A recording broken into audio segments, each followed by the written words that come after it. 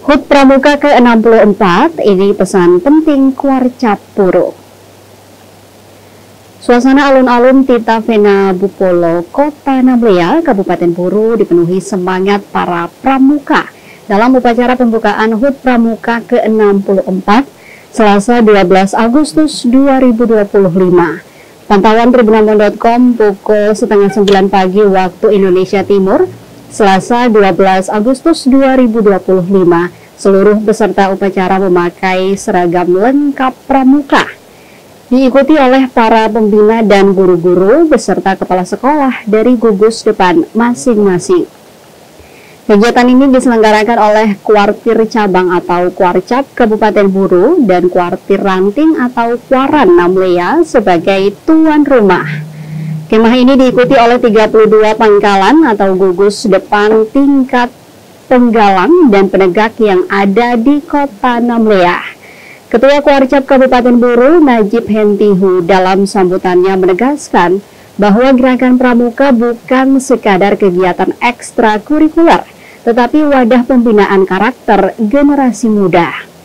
Menurutnya, pramuka menjadi bagian penting dalam membentuk watak yang kuat, mencetak pemuda yang cerdas sekaligus tangguh, mampu menjadi pemimpin, serta hidup dalam kerukunan.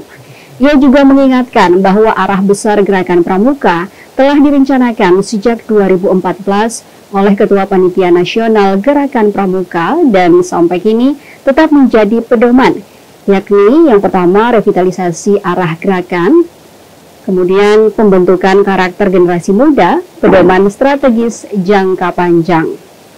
Prinsip itu menekankan pembentukan pemimpin masa depan yang berintegritas dan berdaya saing tinggi.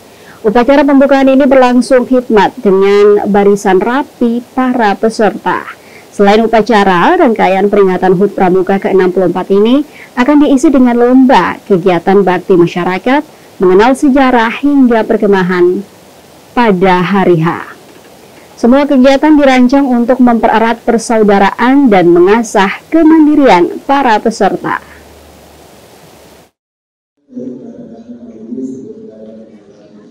Sekali tidak ada yang bawa tongkat. Tongkat di sini mana? Tongkat di sini mana? Jangan taruh di... Laporan pemimpin upacara kepada pembina upacara.